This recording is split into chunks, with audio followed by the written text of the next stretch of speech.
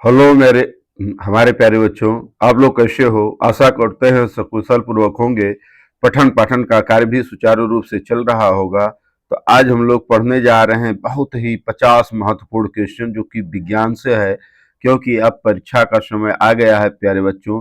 तो ऐसे में हमारे जो 20 ऑब्जेक्टिव क्वेश्चन आने वाले हैं, उन 20 ऑब्जेक्टिव क्वेश्चनों के बारे में हम लोग सकुशलता पूर्वक पढ़ें, ताकि अच्छे से अच्छे नंबर प्राप्त करने में सहयोग मिल पाए। तो आइए देखते हैं प्यारे बच्चों कि यह 50 महत्वपूर्ण क्वेश्चन क्या है। तो पहला क्वेश्चन है, बिजली धारा की इकाई क्या है? बिजली धारा की इकाई क्या है? इसका मतलब है बिजली धारा का मात्रक बताना है आपको। ऑप्शन ए कर रहा है वोल्ट है, ऑप्शन बी कर रहा है ओम है, ऑप्शन सी कर रहा है एम्पियर है, ऑप्शन डी कर रहा है वाट। तो विद्युत धारा का इकाई जो होता है प्यारे बच्चों, एम्पियर होता है।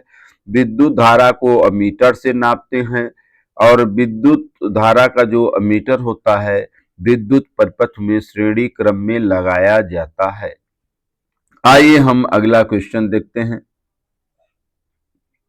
तो हमारा दूसरा क्वेश्चन है, विद्युत विभव का मात्रक क्या है?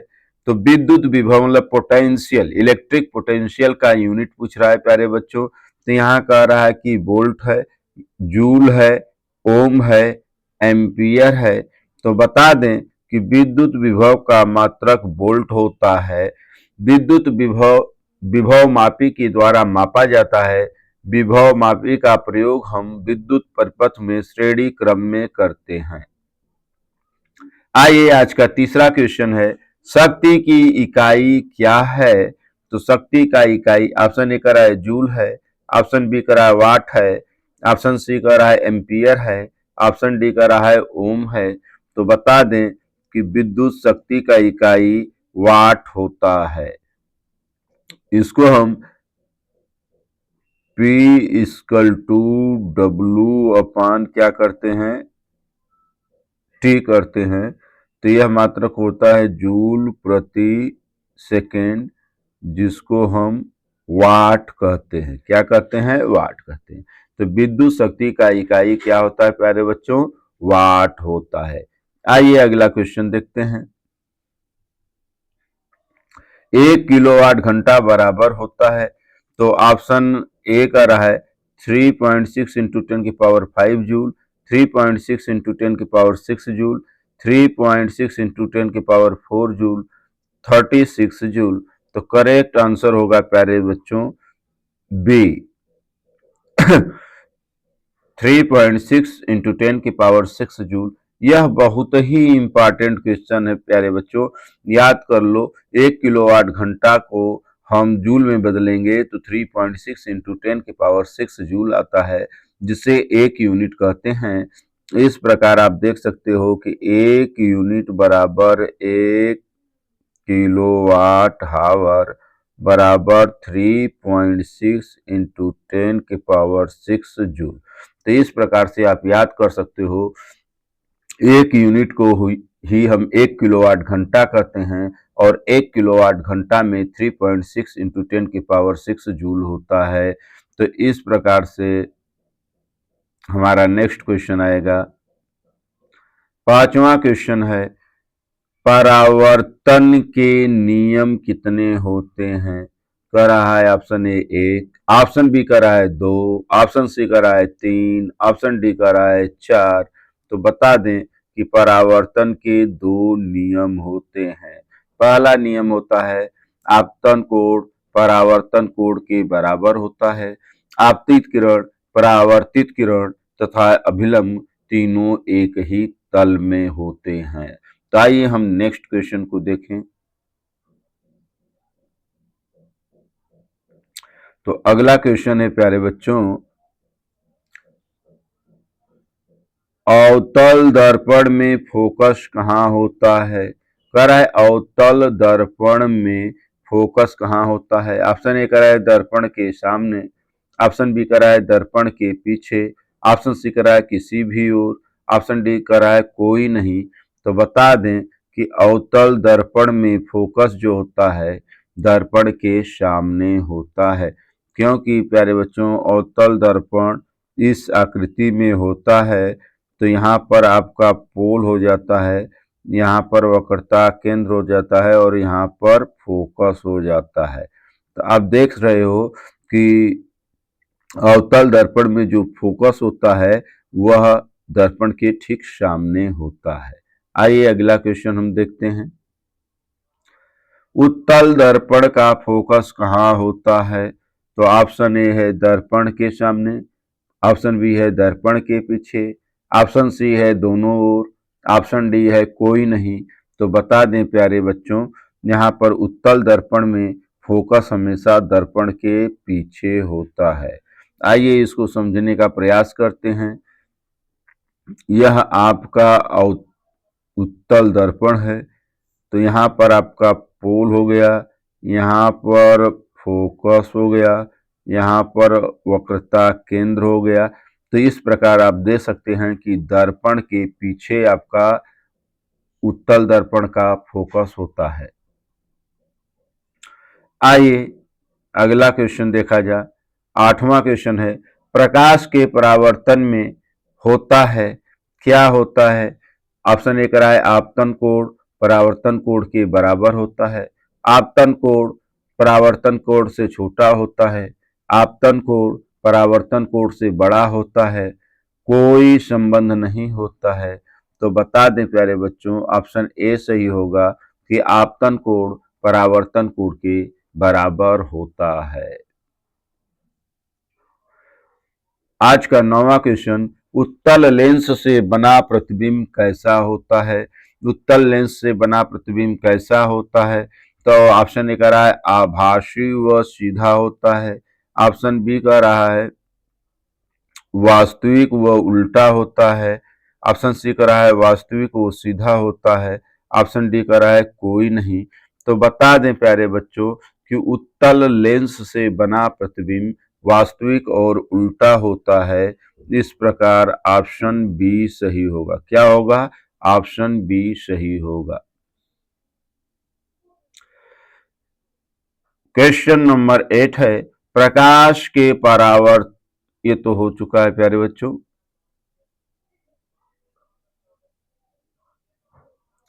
अब 10वां क्वेश्चन देखेंगे, ओम का नियम किस पर निर्भर करता है? पूछ रहा है ओम का नियम किस पर निर्भर करता है? ऑप्शन ए कह रहा है तापमान पर, ऑप्शन कह रहा है दाब पर, ऑप्शन सी कह रहा है लंबाई पर, ऑप्शन सी कह रहा है द्रव्यमान पर।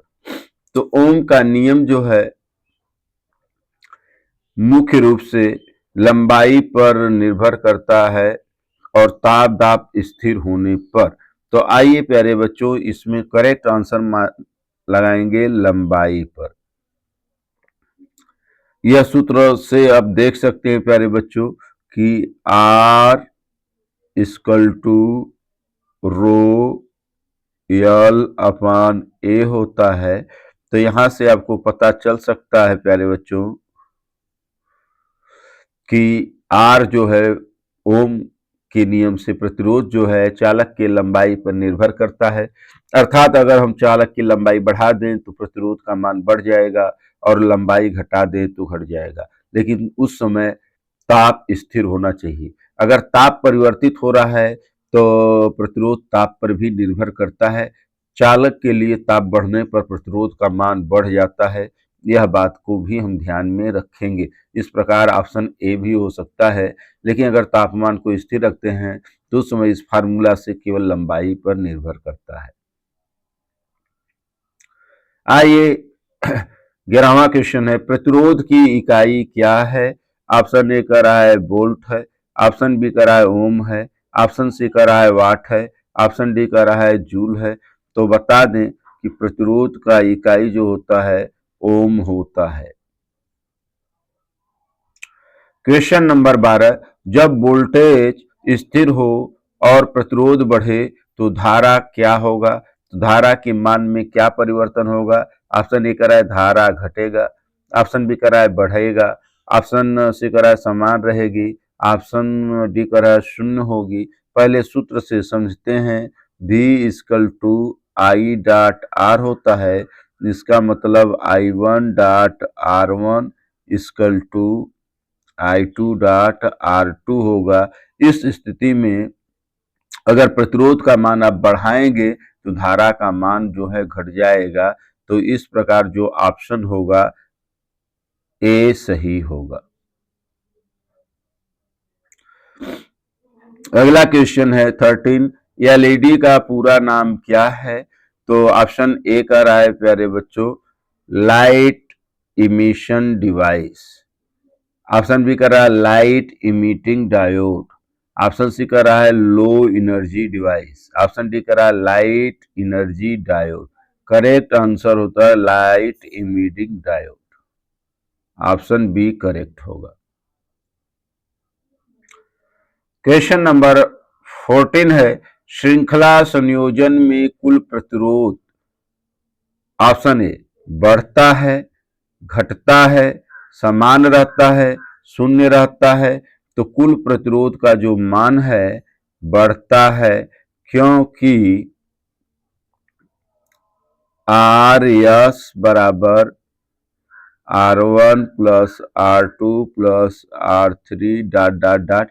इस प्रकार जितने ज्यादा प्रतिरोध होंगे, जितना ज्यादा प्रतिरोध श्रेणी क्रम में जोड़ेंगे तो श्रृंखला संयोजन का जो तुल्य प्रतिरोध या कुल प्रतिरोध होगा वो उसका मान बढ़ता चला जाएगा। आइए अगला क्वेश्चन देखते हैं। 15 क्वेश्चन है समांतर संयोजन में कुल प्रतिरोध का मान क्या होगा? ऑप्शन ए करा है घटता है, बढ़ता है, समान रहता है, दो गुना हो जाता है।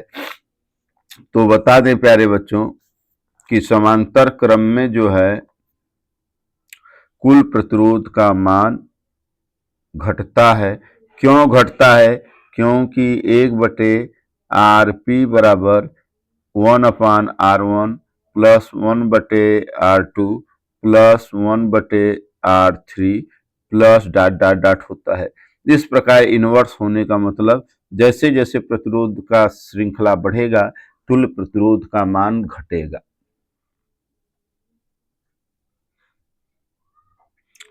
16वां क्वेश्चन है चालक में धारा की दिशा होती है, क्या होती है?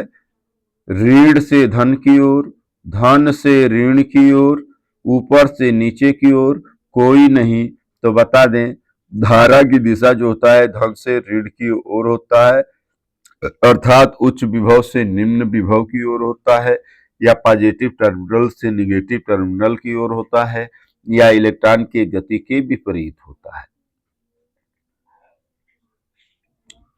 क्वेश्चन नंबर 17 है प्यारे बच्चों चालक में प्रवाहित इलेक्ट्रॉन चलते हैं, कैसे चलते हैं?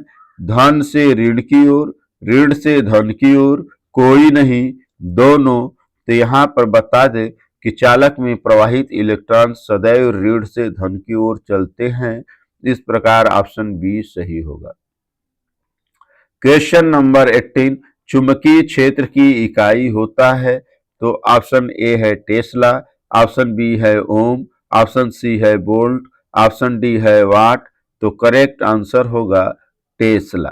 तो यहां बता दें चुंबकीय क्षेत्र की जो इकाई होता है प्यारे बच्चों बी बराबर न्यूटन प्रति एम्पियर मीटर होता है, वेबर प्रति मीटर स्क्वायर होता है, टेस्ला होता है और एक इकाई इसका गॉस होता है। इस प्रकार आप देख सकते हो कि चुंबकीय क्षेत्र की 4 इकाई होती है। तो इस समय यहाँ पर जो इकाई दी गई है टेस्ला के रूप में दी गई है। तो 4 में से कोई भी एक इकाई हो सकता है। तो इसमें से ऑप्शन में जो मिलेगा उसको आप लगा सकते हो। आइए हम देखते हैं नेक्स्ट क्वेश्चन। विद्युत धारा वहन करने वाले तार के चारों ओर बनता है, क्या बनता है? ऑप्शन ए करा है चुंबकीय क्षेत्र बनता है, ऑप्शन बी करा है विद्युत क्षेत्र बनता है, ऑप्शन सी करा है ताप क्षेत्र बनता है, ऑप्शन डी करा है कोई नहीं। तो बता दें कि विद्युत धारा वहन करने वाले तार के चारों ओर चुंबकीय क्षेत्र उत्पन्न होता है। कौन सा? Magnetic field. कौन सा भाई? मैग्नेटिक फील्ड इंड्यूस होता है। आइए 20वां क्वेश्चन देखते हैं। फ्यूज तार में किस धातु का प्रयोग होता है? तो फ्यूज तार में प्रयोग होने वाली धातु को बताना है। क्या लोहा का होता है, क्या तांबा होता है, क्या टिन और शीशा होता है, क्या एल्युमिनियम होता है? तो बता दें कि फ्यूज का जो तार होता है उसमें प्रयुक्त होने वाला मटेरियल टिन और शीशा होता है।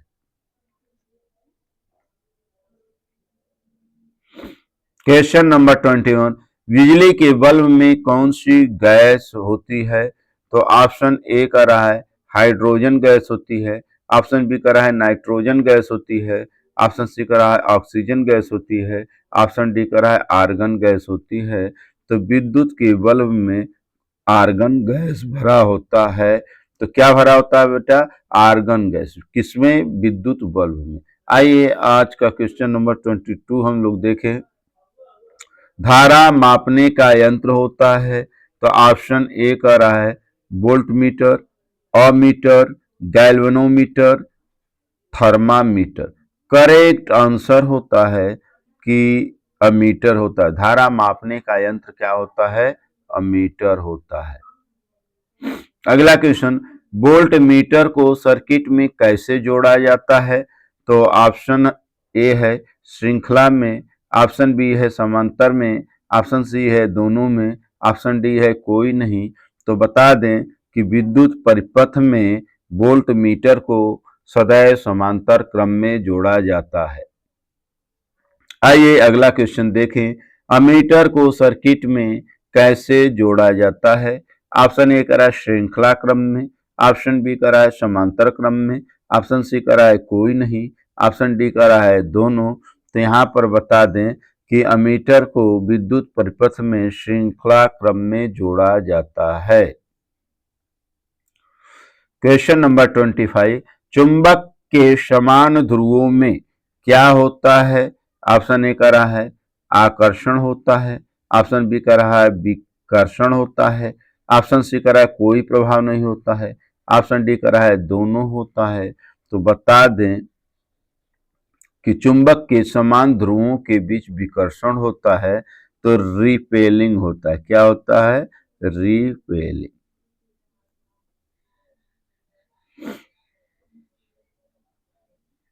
क्वेश्चन नंबर 26 है, चुंबक के विपरीत ध्रुवों में होता है, क्या होता है? आकर्षण होता है, विकर्षण होता है, कुछ नहीं होता है, कोई प्रभाव नहीं होता है। तो क्या होगा? विपरीत ध्रुवों के बीच में आकर्षण होता है, अट्रैक्शन होता है।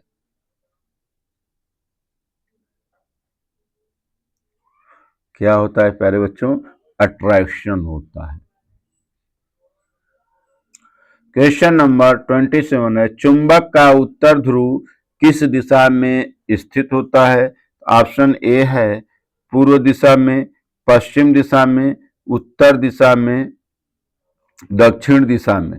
तो कह रहा है कि चुंबक का उत्तर ध्रुव किस दिशा में स्थित होता है? तो उत्तर दिशा में ही होता है। उत्तर ध्रुव उत्तर दिशा में, दक्षिण ध्रुव दक्षिण दिशा में। क्वेश्चन नंबर 28, ऊर्जा का एसआई मात्रक क्या है? तो ऑप्शन ए का रहा है जूल है, ऑप्शन बी का रहा है वाट है, ऑप्शन सी का रहा है वोल्ट है, ऑप्शन सी डी का रहा है ओम है। तो ऊर्जा का एसआई मात्रक जो होता है प्यारे बच्चों जूल होता है। क्वेश्चन नंबर 29, कार्य का एसआई इकाई होता है। तो ऑप्शन ए का रहा है जूल होता है, ऑप्शन बी का रहा है न्यूटन होता है, ऑप्शन सी का रहा है वाट होता है, ऑप्शन सी डी का रहा ओम होता है। तो बता दें कि कार्य की एसआई इकाई जो होता है जूल होता है। क्वेश्चन नंबर 30, शक्ति का सूत्र होता है, क्या होता है? ऑप्शन ए कर रहा है कार्य गुणे समय, कार्य बटे समय, समय बटे कार्य, कोई नहीं। सही आंसर होगा कार्य बटे समय, ऑप्शन बी करेक्ट होगा।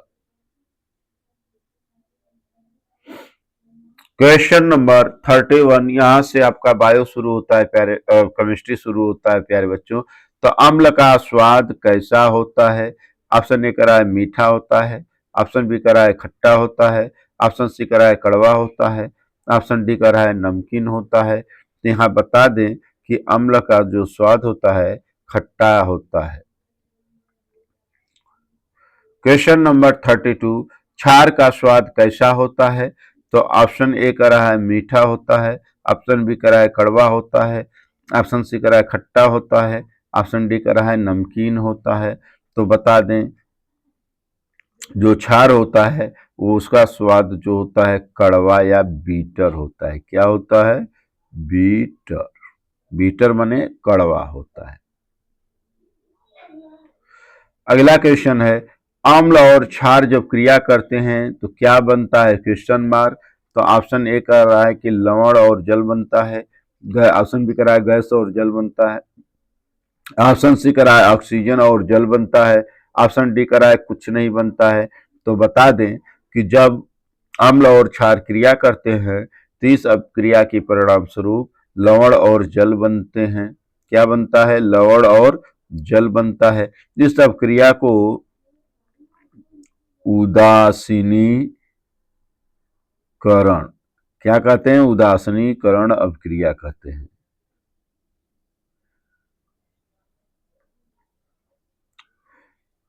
क्या कहलाता है? उदासीनीकरण अपक्रिया भी कहलाती है। आइए हम आगे देखते हैं।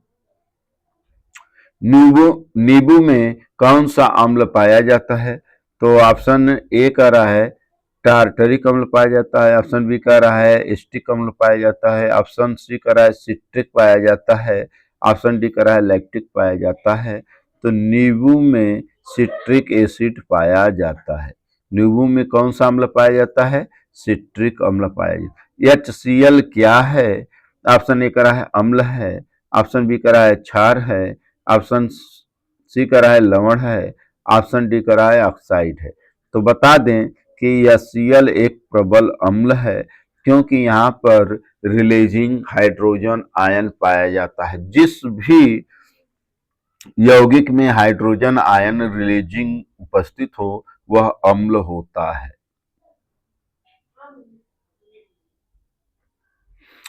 क्वेश्चन नंबर 36, NaOH क्या है? ऑप्शन ए कह रहा है अम्ल है, ऑप्शन बी कह रहा है क्षार है, ऑप्शन सी कह रहा है लवण है, ऑप्शन डी कह रहा है गैस है। तो बता दे कि NaOH जो है क्या है? क्षार है।